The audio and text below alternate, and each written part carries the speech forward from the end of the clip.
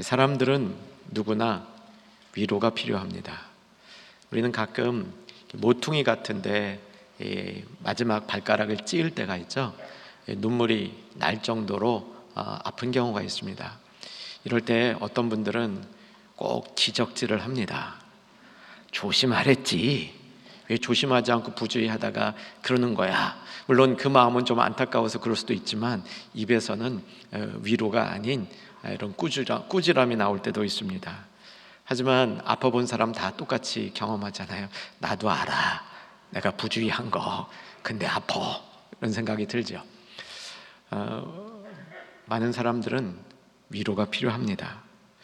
대부분의 현대인들이 위로와 격려와 응원이 필요한 것은 생활 형편이 몹시 좋아지고 가지고 있는 물자들이 많아져서 그것을 부족함이 없이 쓸 수 있는 것 같지만, 사실은 그 안에도 마음속에는 늘 모자람이 있습니다. 많은 것이 연결되어 있어서 소통의 채널들이 넓어진 것만큼 실질적으로 단절된 부분들이 있고, 단절을 됐을 때 외로움을 더 많이 느끼는 것 같습니다. 확신합니다. 세속주의 쫓아가면 성공한 것 같지만 사실은 성공보다는 좌절과 실패를 경험할 가능성이 훨씬 높습니다.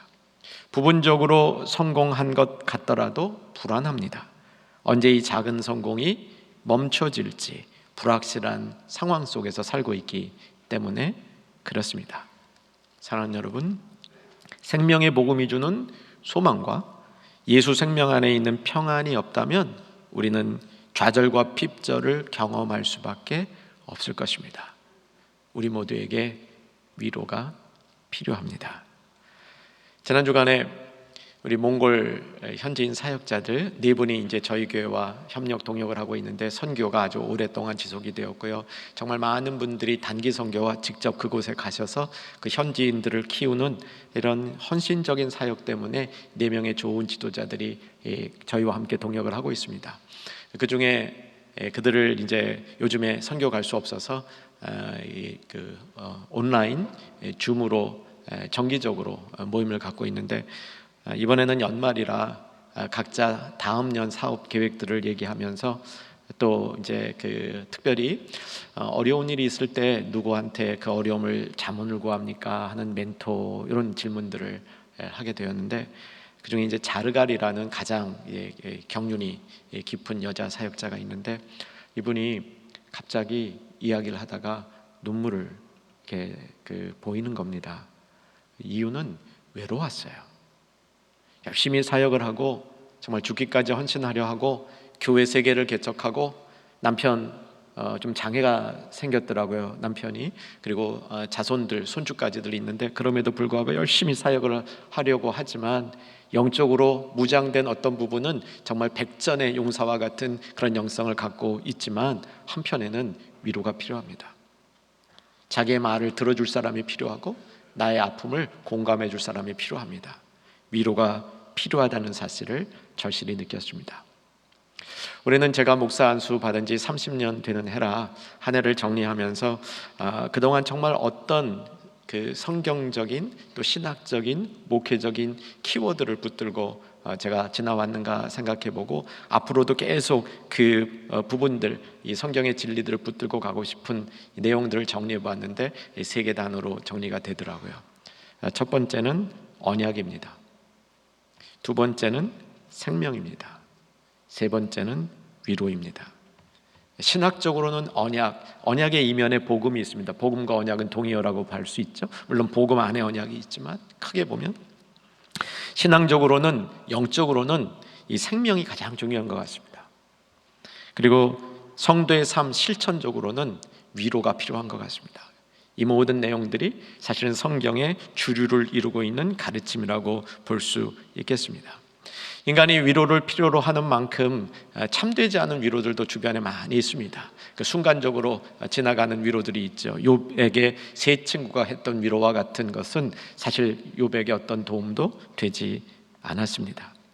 하지만 작은 위로에도 사람들이 감동하고 삶의 전환을 이룰 수 있는 계기가 되는 것은 그만큼 이 땅에 사는 동안 모든 영혼이 적절한 위로를 필요로 하기 때문입니다. 빌립보서 2장 1절에 보면 사랑에 무슨 위로가 있거든 이라는 표현이 나오는데, 사랑으로 위로하라라는 권면이죠. 그게 성도의 본분이다라고 얘기해 주고 있습니다. 여러분, 위로가 진짜 필요한 때가 언제입니까? 위로가 진짜 필요한 때는 다음 세 가지 경우입니다. 첫째, 극심한 고통 중에 있을 때 위로가 필요합니다. 너무너무 고통스러울 때. 여러분, 한 해를 돌아보면서 이런 고통 가운데 혹시 있어 본 적이 있으십니까? 그때 위로를 받으셨습니까? 극심한 고통 중에는 말씀이 위로가 된다. 시편 기자가 110편 50편에서 기록한 노래이죠. 이 말씀은 나의 고난 중에 위로라. 주의 말씀이 나를 살리셨기 때문이라. 우리는 우리를 살리신 말씀을 가지고 있는 줄로 압니다. 여러분 그러시죠? 그 말씀이 극심한 중에 위로를 준다는 사실이죠. 아무런 도움을 받을 수 없고 아무런 도움이 될 수도 없는 무기력한 상황이 있을 때에도 우리는 위로가 필요합니다. 여러분, 이런 경험도 해보셨습니까? 내가 할 수 있는 일이 하나도 없습니다. 사랑하는 사람을 위해서 내가 할 수 있는 일이 하나도 없습니다. 이런 상황 속에서 우리는 진정한 위로가 필요합니다. 그런 위로를 받으신 적이 있으십니까? 세 번째는 구조적인 악에 의해서 불공정한 억압이 오랜 기간 동안 계속돼서 그 안에 눌리고 시달렸을 때 우리는 위로가 필요합니다. 예를 들면 노예제도 같은 이 제도 하에서 노예들, 북한에 있는 지하교회 성도들, 전쟁 가운데 있는 우크라이나에 있는 이 믿음의 사람들, 그 사람들, 제도적인 억압 가운데 그 제도적인 억압은 자기 힘으로는 풀 수 없는 겁니다. 그 억압을 성경은 참 위로를 받아야 되는 때라고, 위로를 받을 수 있는 때라고 얘기해 주고 있는 것이죠. 저와 여러분 가운데도 어쩌면 제도적인 것 때문에 내가 벗어날 수 없는 그 힘, 그것 때문에 얽매여서 거기서 큰 어려움을 겪고 있다면 그것도 위로가 필요합니다. 지금 말씀드린 이러한 위로는 하늘로부터 오는 겁니다. 이 위로를 이 땅에 전달하기 위해서 예수님이 나셨습니다. 예수님이 오셨습니다. 우리는 대강절 네 번째 주일을 지내면서 오늘 말씀을 통해서 예수님이 이 땅에 가져오신 위로에 대해서 그 말씀을 찾아보려고 합니다. 근데 이 말씀을 듣는 동안 정말 그 예수님이 나의 위로가 되어 주시기를 소망합니다.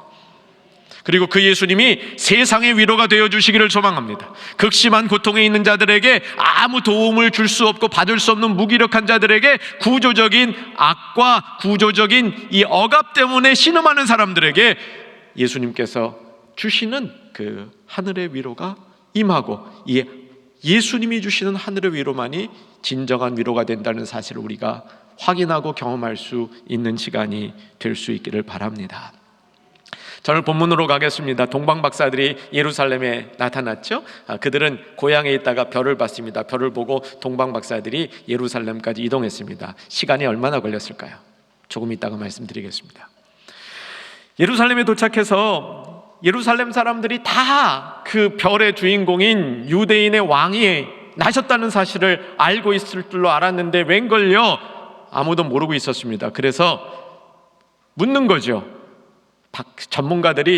구약의 전문가들이 미가서의 예언을 따라서 베들레헴에서 났다라고 설명을 해주니까 베들레헴으로 갔습니다. 그때 헤롯이 박사들에게 이야기를 하죠. 찾거든 나에게 알려주면 나도 가서 경배하겠다.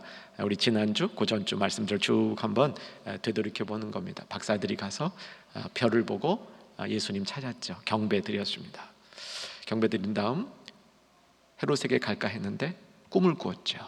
꿈이 헤롯에게 가지 말고 고향으로 싹 피해서 가라. 그들은 꿈의 지시를 따라 그리했죠. 오늘 본문인 16절에 보면 헤롯이 그 사실을 알고 속은 줄 알았다, 이렇게 이야기를 하죠.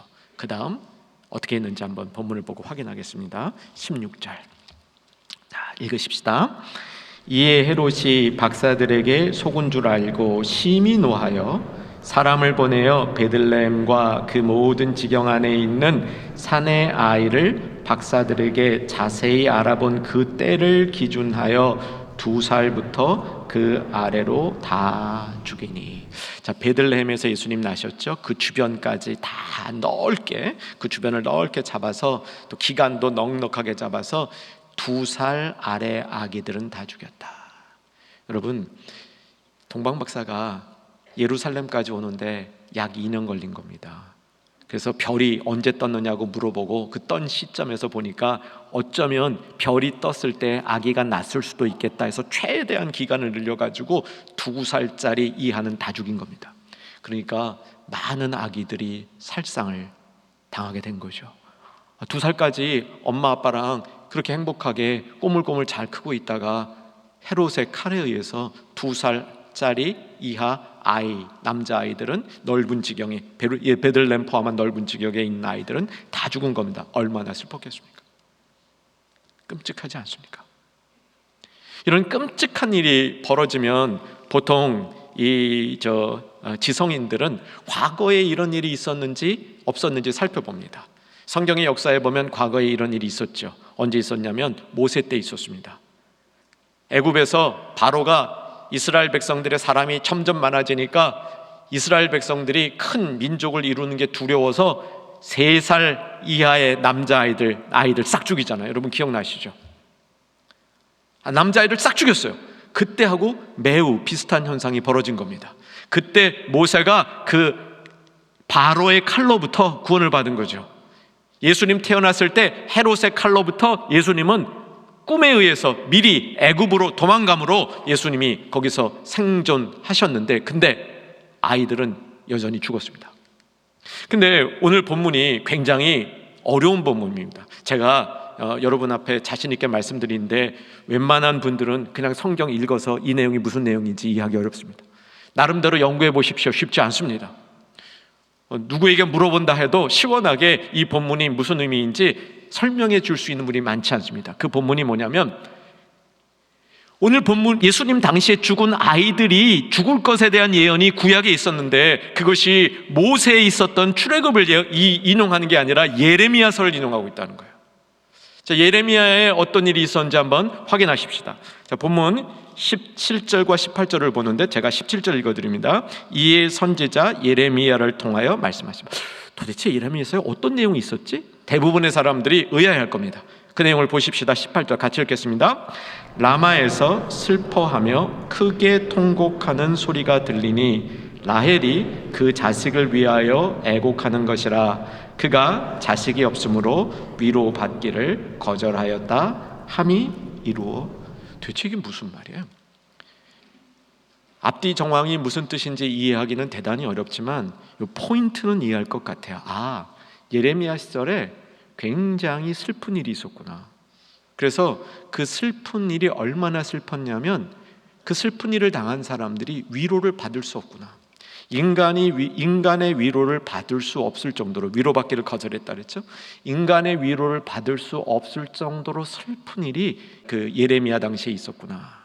이렇게 이 말씀을 통해서 일단 감을 잡을 수 있습니다. 여기까지 되셔야 총명이 있으신 겁니다. 그럼 예레미야서로 가보죠. 여러분, 예레미야서의 배경이 이스라엘 백성이 바벨론에 의해서 멸망하는 때라는 건 알고 계시죠? 그래서 예레미야 선지자를 눈물의 선지자라 부르는 것도 알고 계시죠? 예레미야가 이스라엘 백성 앞에서 혼신을 다해서 예언을 했습니다. 너희들 이렇게 살다가는 하나님한테 징계를 받는다. 하나님의 심판을 받는다. 하도 말을 안 들어서요, 예레미야가 별 이상한 행동을 다 했습니다. 말을 안 들으면 보고라도 좀 정신을 차리라고 시청강 교육하느라고 이상한 행동까지 그냥 다 했는데 그래도 말을 안 들어요. 결국은 예레미야는 자기 눈앞에서 나라가 멸망하는 것을 목도하게 됩니다. 그래서 그는 눈물의 선지자가 된 거예요. 너무 마음이 아파가지고. 근데 예레미야가 이렇게 나라가 멸망하는 모습을 보면서 아파하는 그 장면이 조금 인용이 되어 있는 예레미야서 31장 15절 라마에서 슬퍼하는 통곡 소리가 들리니 라헬이 위로받기를 거절했다. 요 기록 예레미야서 31장 15절에 있습니다. 이거 찾으셔야 돼요. 본문 놓치지 마시고요. 이동하셔서 예레미야서 31장 15절로 가십시오. 1101쪽입니다. 예레미야서 31장 15절. 거의 똑같은 내용입니다. 1101쪽. 좀 전에 마태복음에 인용된 것과 거의 틀리지 않습니다. 그래도 찾으셔서 같이 한번 읽으십시다. 여호와께서 이와 같이 말씀하시니라. 라마에서 슬퍼하며 통곡하는 소리가 들리니 라헬이 그 자식 때문에 애곡하는 것이라. 그가 자식이 없어져서 위로받기를 거절하는도다. 이건 제 말씀을 잘 들으셔야 됩니다. 꽤 복잡합니다. 이스라엘이 멸망했을 때, 정확히 남유다 왕국이 바벨론의 침공을 받았을 때 성전이 무너지죠. 그리고 수많은 사람들이 바벨론의 포로로 끌려갑니다. 웬만큼 쓸만한 사람들은 죄다 포로로 끌려갔다 이렇게 보죠. 근데 포로로 호송되기 전에 라마에 호송하기 직전까지 유대인들을, 하나님의 백성들을 이렇게 모아놓은 수용소가 있었습니다. 여러분 나치에 이렇게 가스 넣고 하는 컨센트레이션 캠프 그런 거 기억나시죠? 비슷한 거예요. 어떤 사람들을 끌고 가기 전에, 포로로 끌고 가기 전에 포로 수용소가 먼저 있는 겁니다. 이 포로 수용소가 라마에 있었습니다. 이 라마에서 포로 수용소에 있던 하나님의 백성들이 막상 바벨론으로 끌려갈 때에는 선별되었습니다. 그래서 가족끼리 생이별을 한 겁니다. 때로는 갓난아기들, 때로는 어린 자녀들을 두고 부모만 가는 경우도 있었고 어린 자녀들만 끌려가는 경우도 있었습니다. 그래서 생이별과 같은, 지옥과 같은 그런 모습이 여기서 발생한 겁니다. 예레미야도 그 캠프 속에 있었습니다. 예레미야 자신도 바벨론에 끌려가기를 원했습니다. 내가 바벨론에 가서 멸망한 내 민족과 함께 그들을 위해서 하나님의 말씀을 증거하리라. 예레미야는 그런 마음을 갖고 있었는데 허락이 안 됐습니다. 그래서 예레미야는 끌려가는 그 명단에 들지 못했어요. 그래서 더 아팠던 것 같아요. 근데 예레미야가 얼마나 영적으로 뛰어난 사람이냐면, 사실 저는요, 구약에 나오는 선지자 중에 예레미야가 제일 존경스럽습니다. 모든 선지자들이 존경스럽지만 예레미야는 정말 존경스럽습니다. 이 예레미야가 가족이 생이별하는 그 장면을 보면서, 그래서 엄마, 아빠가 울고 아이들이 울고 이런 장면을 보면서 이 슬픔이야말로 지상에서 존재하는 가장 슬픈 애곡이다, 가장 슬픈 곡소리다. 예레미야 귀에는 그렇게 들렸습니다. 민족이 멸망한 서름, 그래서 포로로 끌려가는 그 서름까지 그 안에 같이 있었기 때문이죠. 근데 예레미야가 얼마나 영적으로 맑은 사람이냐면, 이 애곡을 들으면서 구약에 기록되어 있는 어떤 여인의 애곡을 같이 겹치기로 들은 거예요. 영적으로 들은 겁니다. 이거는 그 여인이 라헬이에요. 라헬은 누굽니까? 라헬은 야곱의 사랑하는 아내잖아요. 그 라헬이 애가 없었잖아요. 그 애가 없다가 난 아들이 요셉이잖아요. 요셉 낳고 조금 있다가 둘째 아들 하나 더 낳아요. 베냐민이잖아요. 이 베냐민을 낳으면서 라헬이 죽어요.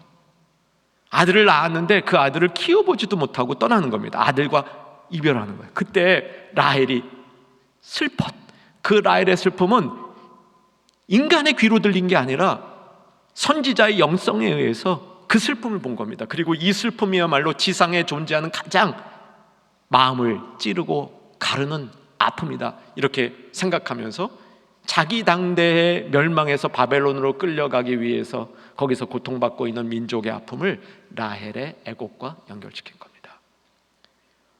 얼마나 멋진 성경 이해인지 모르겠습니다. 이거는 성령의 영감이 아니면 할 수 없는 성경 이해라고 볼 수 있는데, 근데 마태복음이 그런 예레미야의 예언, 사실은 예레미야의 예언을 보고 이게 무슨 말인지 잘 모르는, 어쩌면 민족적인 아픔만 이렇게 담고 있는 건 줄 알았는데, 그것을 마태복음은 예수님하고 연결시키면서 예수님을 통해서 일어날 회복에 대해서 얘기하는 겁니다. 여러분 이해가 되십니까? 조금 어렵습니다. 좀 더 집중하셔야 됩니다. 예수님이 이때는 헤롯의 칼로부터 구출을 받았습니다. 그런데 결국 예수님은 다 장성하신 다음 자기 자신을 이 세상에 제물로 내어주셨죠. 그 뒤에 있는 빌라도와 그 이 헤롯의 손주에 의해서 예수님이 처형을 당한 겁니다. 예수님의 죽으심을 통해서 일어날 회복에 관한 얘기입니다. 조금 어려우셨기 때문에 조금 더 설명해 드립니다. 예레미야서 31장 그대로 보고 계시죠?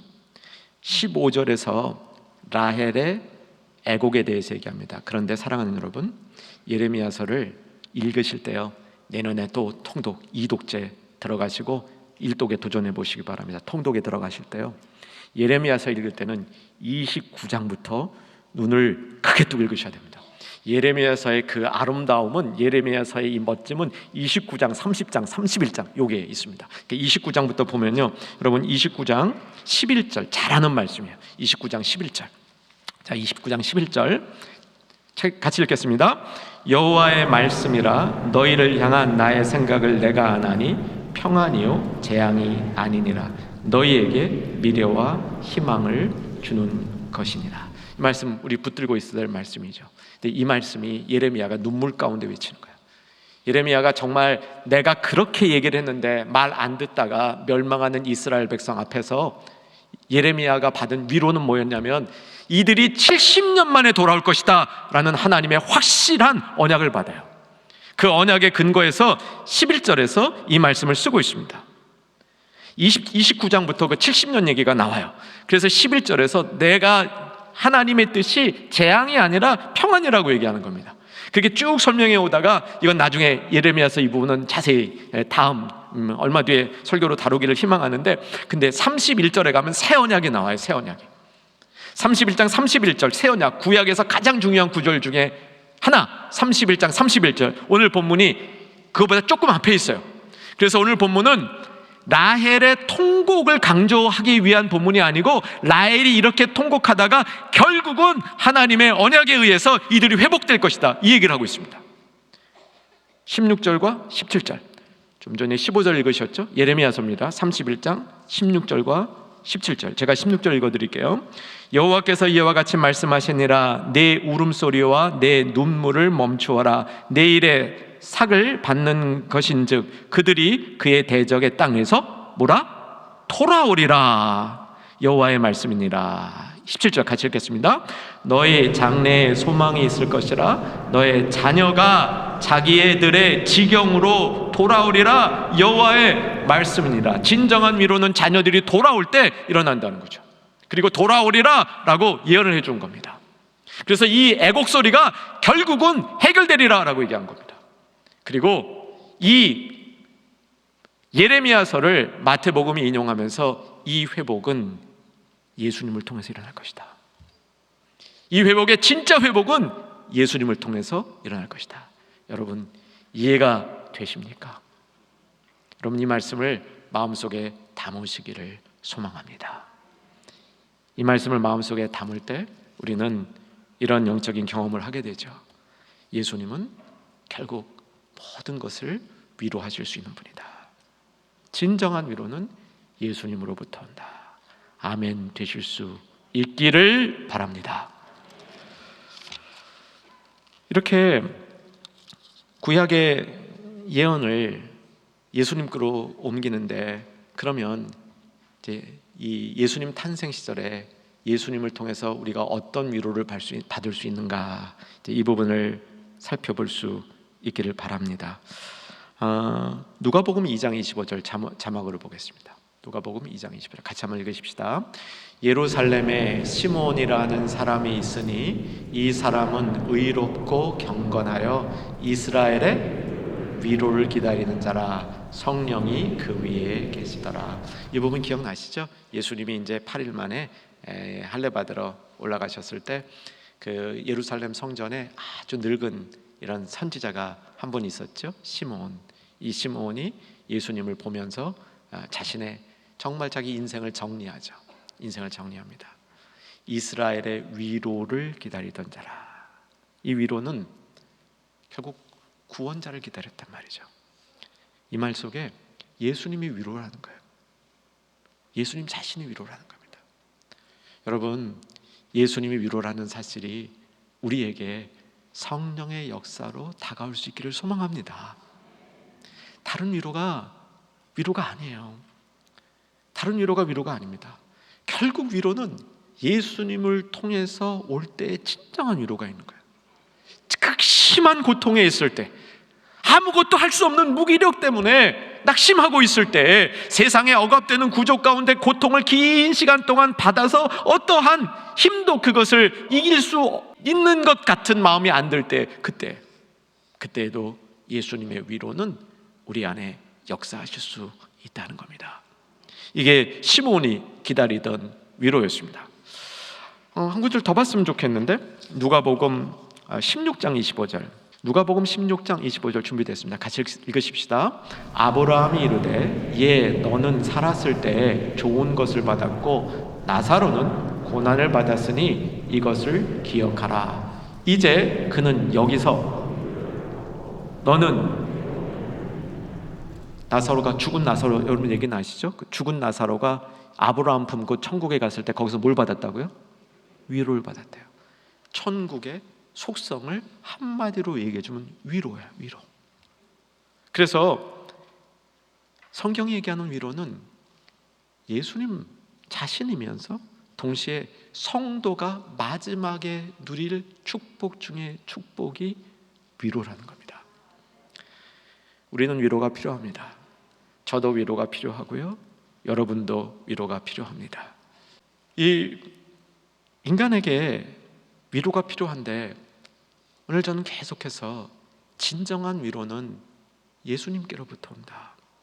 이게 구약부터 하나님이 쭉 계획해 놓은 구속의 역사에 따라오는 필수적인 부분이다. 이 말씀을 여러분하고 쭉 성경을 통해서 나눴습니다. 그래서 예수님이 태어날 때 예레미야서를 인용하면서, 예레미야가 라헬의 죽음 가운데 정말 자기 자식 낳으면서 이 자식 태어난 아기 살려서 키워야 되는데 그 기회를 갖지 못하고 죽으면서 애곡했던 라헬의 애곡이 한 민족이 멸망하면서 포로로 끌려갈 때 애곡하는 그 애곡과 연결시키면서 위로받기를 거절했는데, 그 거절된 위로함이 예수 그리스도의 탄생과 구속 사역의 완성을 통해서 이 땅에 어떠한 아픔도 위로할 수 있는 힘과 길을 주셨다, 이렇게 선포한 거죠.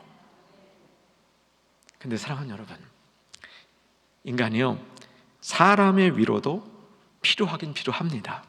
왠 줄 아세요?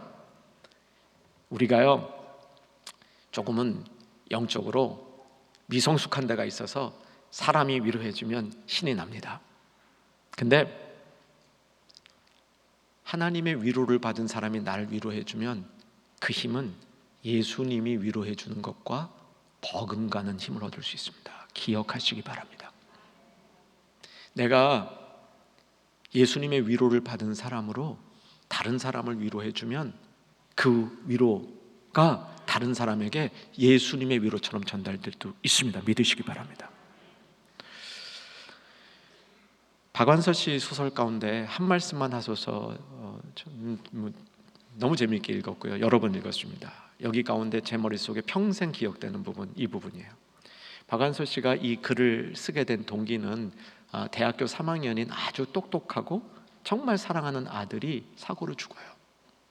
그래서 어떤 인간의 위로도 위로가 안 돼. 그래서 자신의 삶과 자신의 신앙을 재점검하면서 굉장히 긴 시간 동안 방황하다가 그 방황의 실타래가 풀리면서 글을 쓴 글이에요.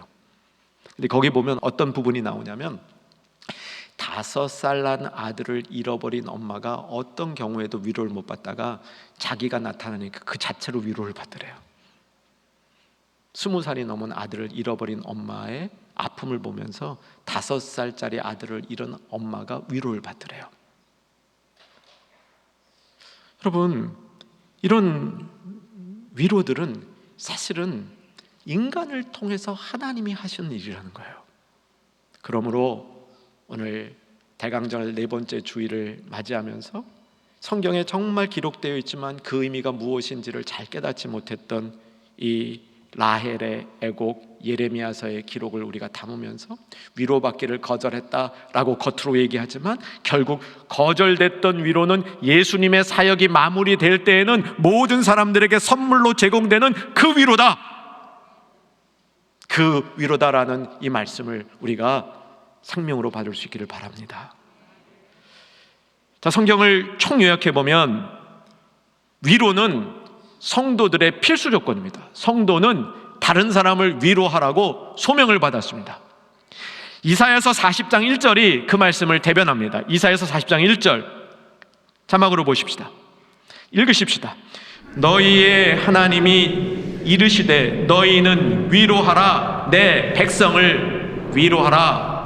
우리 찬양대, 이게 핸델의 메시아가 쓰여진 그 기본, 그 이유란 거 알고 계시죠? 핸델이 이 말씀에 영감을 받은 겁니다. 이사야서를 통하여 주시는 말씀을 핸델은 자기에게 주시는 말씀으로 알고 그 위로를 전하기 위해서 메시아를 작곡한 거죠. 사랑하는 여러분, 이사야서에 내 백성을 위로하라, 너가 정말 내가 선택한 백성이라면 다른 내 백성을 위로하라 사명으로 주신 거죠. 고린도 전서에 가게 되면 이 위로를 어떻게 표현하냐면 위로를 은사라고 표현해요. 다른 여러 가지 은사들을 얘기하는 가운데 위로도 은사의 일부로 제공하고 있습니다. 여러분, 위로 잘하는 거 은사의 줄로 믿으시기 바랍니다. 저는 충영교회 성도님들이요, 2023년에는 위로하는 은사로 충만한 성도 되기를 소망합니다. 은사라는 게 특징이 있어요. 안 사용하면 녹슬어요. 그래서 그걸 어떤 말로 소멸된다 그러기도 해요. 은사는 사용해야 되는 겁니다. 그리고 위로의 소명이 성도들에게 있다면 위로의 은사도 주시는 겁니다. 또 로마서에 보면 위로를 뭐라고 표현하냐면 위로를 직분이라고 표현을 해요.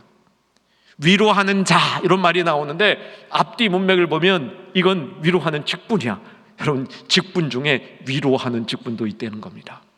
그만큼 위로는 성도들과 불가분리적인 얘기라는 거죠. 왠지 아세요? 예수님 자신이 위로이기 때문입니다. 예수님 자신이 우리에게 주신 위로 자체이기 때문에 그런 것이죠. 이제 말씀을 정리하겠습니다. 고린도후서 1장 4절 자막으로 보겠습니다. 같이 읽으십시다. 우리의 모든 환난 중에서 우리를 위로하사 우리로 하여금 하나님께 받는 위로로서 모든 환난 중에 있는 자들을 능히 위로하게 하시는 이시로다. 예수님의 위로를 우리가 받았습니다. 여러분, 예수님이 주시는 위로를 놓치지 마시기 바랍니다. 부탁드립니다. 예수님이 주시는 위로를 놓치지 않아야 우리가 위로하는 자가 될 수 있습니다. 특별히 내가 고난 중에 받은 위로는 고난 중에 있는 사람을 위로할 수 있는 유일한 힘인 겁니다. 고난을 받지 않은 사람은 고난 중에 있는 사람을 위로하기가 대단히 힘듭니다. 근데 고난을 받은 사람은 고난 중에 있는 사람을 위로할 수 있는 이런 힘과 자격과 지혜를 갖게 되는 겁니다. 내가 받은 고난을 내가 받은 그냥 아픔이고 불행이라고 생각하지 마시기 바랍니다. 내가 받은 고난을 통해서 그와 같이 고난받는 사람을 위로할 수 있다는 것, 그 위로는 인간의 위로가 아니라 하늘로부터 오는 위로라는 것, 여러분 꼭 기억하실 수 있기를 바랍니다. 인간의 위로 가운데 예수님의 위로가 있을 때 그 위로는 생명을 살리는 놀라운 역사가 있다. 이 축복 가운데 거하는 우리 모두 되기를 주의 이름으로 축원합니다.